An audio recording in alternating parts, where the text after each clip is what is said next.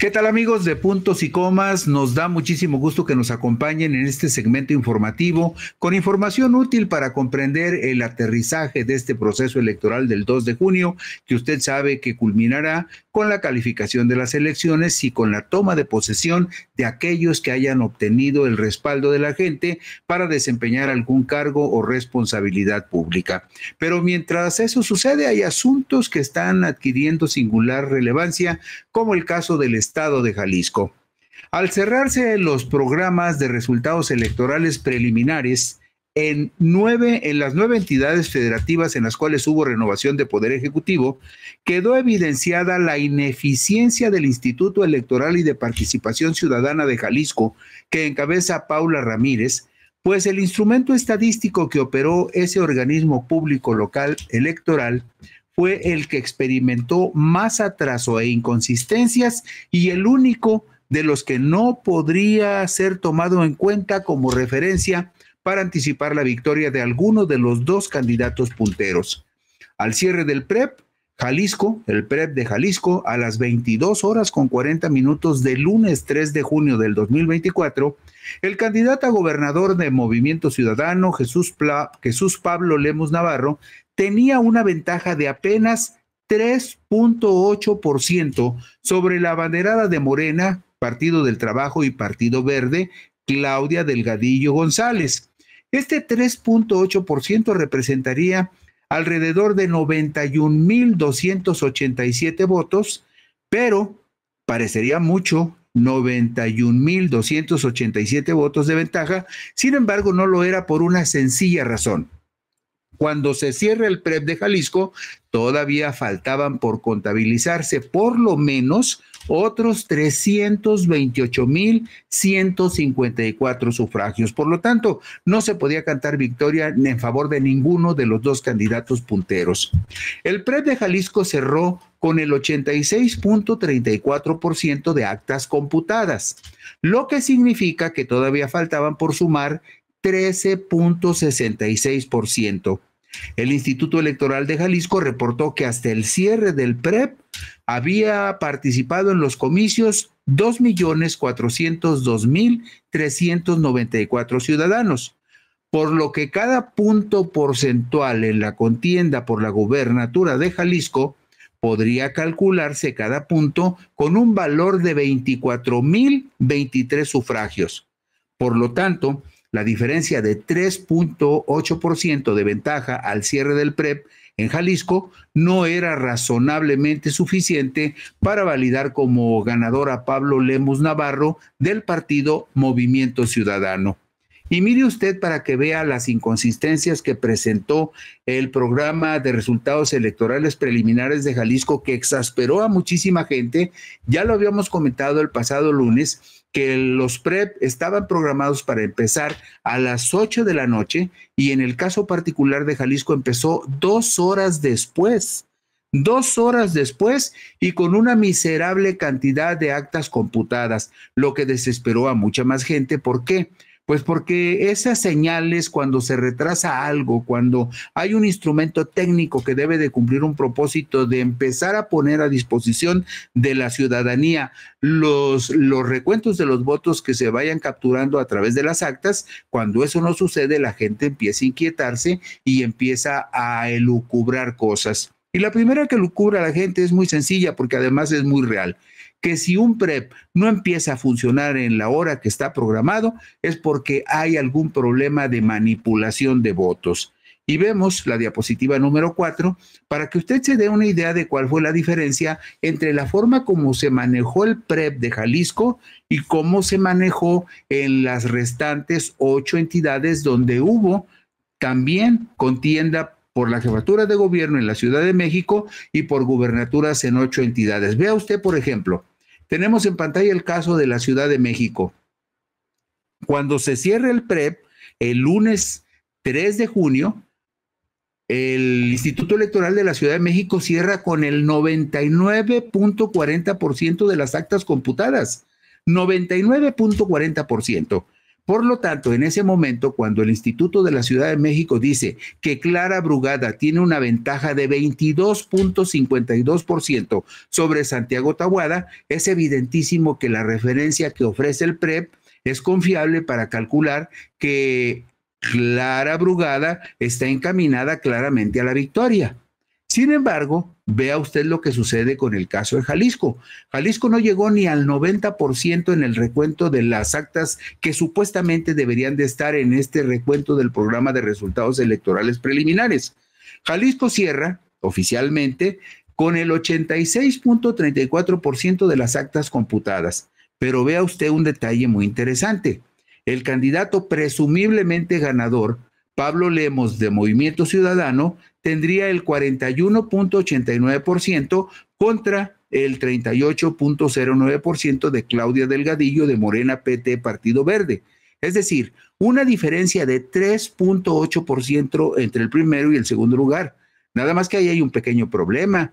Todavía había muchísimos votos por contar, porque solamente se habían contabilizado esta diferencia de 91.287 votos y sin embargo, como le decía hace un momento, todavía faltaban por contabilizarse aproximadamente, ni más ni menos, que 328,000 sufragios. Cuando faltaban más de 300,000 sufragios por contabilizarse, no se podría asegurar en ningún momento que alguno de los dos candidatos hubiera ganado cuando la diferencia era nada más de 91,000 votos. Pero además ve otro dato.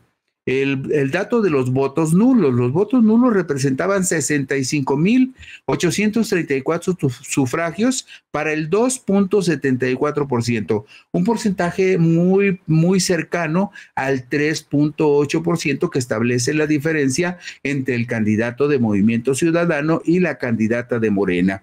Ve ahora usted el caso de Veracruz, donde también se renovó la gubernatura. Cierra el PREP de Veracruz con el 94.77% de los votos. Por lo tanto, esa diferencia de 26.34% en favor de Rocío Nale, pues es obligadamente definitiva porque prácticamente está cerrado el conteo.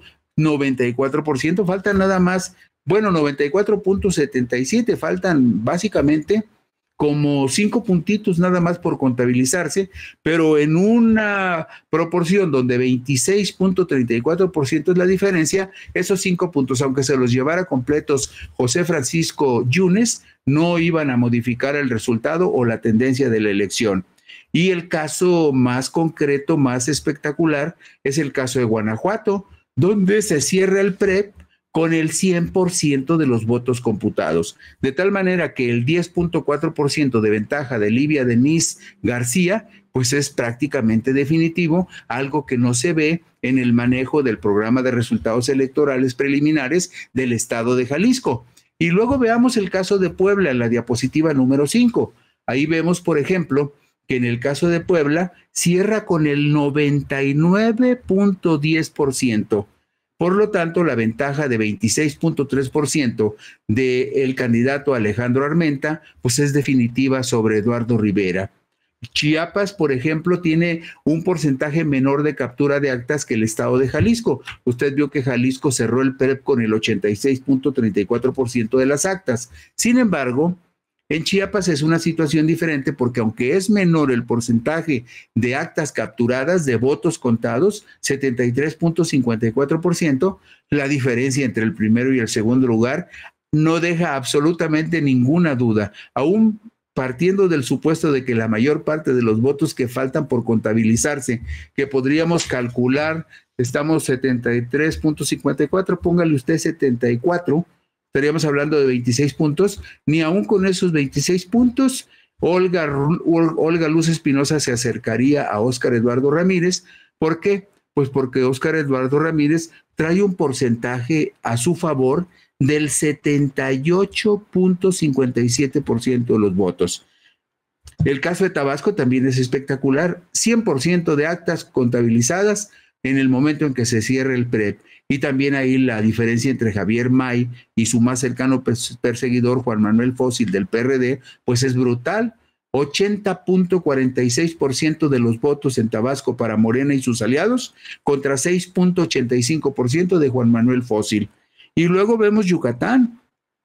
En Yucatán cerraron el PREP con el 99.56%, prácticamente el 100%, de tal manera que aunque la diferencia entre Jesús Díaz Mena y Renán Barrera de PAN, PRI-PRD es de 8.35 puntos, ya no hay prácticamente ningún voto que contar que pueda modificar esa diferencia, que no es pequeña si calculamos, por ejemplo, que cada punto porcentual vale 8,000 votos, 8 por 8, 64, estamos hablando de una diferencia, en este caso, de 71,153 votos, que difícilmente se podrían remontar con esta correlación de fuerzas de 50.91 contra 42.56. Y cerramos con Morelos. En Morelos, cuando se cierra el PREP, el programa de resultados electorales, ya se habían contabilizado el 95.85% de las actas y la ventaja para Margarita González era de 17.17%. También era prácticamente un hecho que Margarita se encamina a un triunfo claro. Lo que queremos resaltar con este resumen es cómo el PREP de Jalisco fue sumamente ineficiente y dejó todavía muchísimas dudas de cómo se podría resolver una contienda que en este momento ya es impugnada por Morena. En este momento Morena dice que hay muchísimas actas de casilla desaparecidas. Hay muchas quejas sobre la manipulación del programa de resultados electorales y ya hay muchas quejas sobre la seriedad y el profesionalismo del Instituto Electoral de Jalisco, que hasta el momento sigue estando severamente cuestionado, y la actuación de Paula Ramírez, la presidenta del Instituto Electoral de Jalisco, va a quedar muy lastimada después de todos los reclamos que se le están haciendo. Y mire usted, rapidito, podemos ver en la diapositiva 6 la gráfica que publicaron sobre el cierre del PREP. Ahí se ve claramente la diferencia. También en la diapositiva 7 vemos el caso particular de Veracruz. Después en la 8 tenemos el caso de Guanajuato, con el 100% de los votos contados. En la diapositiva 9 vemos el caso de Puebla. Le estoy dejando esta serie de diapositivas para que usted, que tiene interés, las vaya viendo con calma. La 9 se trata de la diapositiva de cómo cerró el PREP en Puebla. En la 10, cómo cerró el PREP en Chiapas. En la 11, cómo cerró el PREP en el estado de Tabasco. La ventaja es descomunal, 80% contra 6.85 del más cercano. En la número 12 vemos el caso particular de Yucatán, donde con el 99% de los votos prácticamente es un hecho que Renán Alberto Barrera le gana, que Joaquín Jesús Díaz Mena, el candidato de Morena, le gana al candidato del PAN, Renán Alberto Barrera. Y en el estado de Morelos también vemos la gráfica que ilustra el virtual triunfo de Margarita González con el 95.85% de los votos computados, es decir, casi el 96%, y con una diferencia bastante considerable, en este caso, de por lo menos 17 puntos entre Margarita y su cercana perseguidora Lucía Virginia Mesa. Desde el pasado lunes se evidenciaron en los cómputos de Jalisco algunas singularidades y se las vamos a mencionar. Fíjese usted, ¿qué había de extraño en el cómputo del PREP de Jalisco? Bueno, de acuerdo con lo que se documentó hasta ese momento, hasta el lunes, Morena y sus aliados ganarían 13 de 20 diputados locales de mayoría relativa para el Congreso Estatal, contra solo 4 diputados locales de Movimiento Ciudadano. Pero al mismo tiempo, de manera paralela, en la contienda por los diputados federales en Jalisco, Morena ganaría 15 distritos de 20 y los 5 restantes quedarían en manos de la coalición panista. Y en ese mismo territorio, en esas mismas urnas, con esa misma gente, Movimiento Ciudadano en la contienda por diputados federales no ganaría ningún diputado federal de los 20 que se jugaron. Y para hacer más enigmático el asunto, por llamarlo así, Morena y sus aliados también ganarían las 2 senadurías de mayoría relativa, en tanto que Movimiento Ciudadano se quedaría sin representante en la Cámara Alta al ubicarse en Jalisco en el tercer lugar de la contienda para el Senado. Frente a estos hechos dice uno, a ver, ¿qué en Jalisco son marcianos? ¿O cómo votan? ¿O por qué votan tan extraño? Quienes me ven y quienes nos escuchan saben bien una cosa, que el votante de Morena difícilmente hace alguna diferenciación y que la mayoría de los votantes de Morena que fueron a las urnas el domingo dijeron, va parejo, las boletas que me toquen, y la mayoría decidió, porque así lo han expresado, pues que iban a votar parejo por Morena. Entonces, ¿cómo se explica? Insisto que en el caso de Jalisco, con un PREP ineficiente, con un PREP que evidentemente es cuestionado porque se supone que pudo haber manipulado los votos en favor de Movimiento Ciudadano, ¿cómo se puede explicar que Movimiento Ciudadano solamente gane 4 de 20 diputados locales, no gane un solo diputado federal de mayoría en este territorio y además pierda las 2 senadurías de mayoría? Todo eso está ilustrado en las gráficas que le vamos a dejar. La 16, por ejemplo, es cómo cerró el PREP. El PREP cerró a las 22:40 horas del lunes 3 de junio con el 86% de los votos, pero fíjese usted, el PREP para la gubernatura cierra con el 86% y el PREP para los diputados locales, que es exactamente lo mismo, que son las mismas casillas y los mismos votantes, el PREP de diputados cierra solo con el 83%, cuando para la votación para gobernador cierra con el 86%. Luego, vemos el mismo caso. Los 20 distritos de Jalisco son los mismos para la contienda local que para la contienda federal. ¿Cómo se explica usted que al cierre del PREP local se cierre con el 83% en la contienda de diputados locales y la contienda de diputados federales se cierre con el 94%? ¿Por qué esa diferencia? Diferencia en porcentaje y diferencia en votos en 2 elecciones que se hicieron de manera simultánea y que deberían de arrojar números similares. Y luego, para cerrar el asunto de las 2 senadurías de mayoría que también se disputaron, ¿cómo se explica usted que en este caso, por ejemplo, en la diapositiva 19, Carlos Lomelí Bolaños gana como primera fórmula y José Ira, con Carlos Lomelí gana como primera fórmula y va junto con Rocío Corona Nakamura como segunda fórmula al Senado de la República? En segundo lugar queda el candidato de la coalición PAN-PRI-PRD, Francisco Javier Ramírez Acuña, y en tercer lugar quedan los candidatos de Movimiento Ciudadano al Senado, con 966,000 votos contra 1,5 millones de los candidatos de Morena. Y volvemos a la pregunta del principio, ¿cómo se puede explicar que este partido naranja, que perdió las senadurías, que perdió la mayoría de las diputaciones federales, que perdió la mayoría de las diputaciones locales, ahora diga que ganó la gubernatura?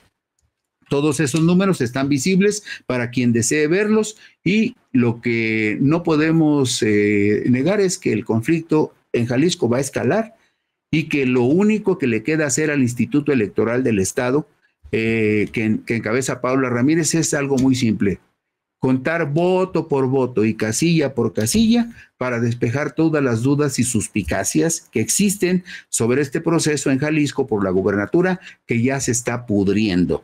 Y con eso terminamos hoy Puntos y Comas. Mañana por aquí nos encontramos.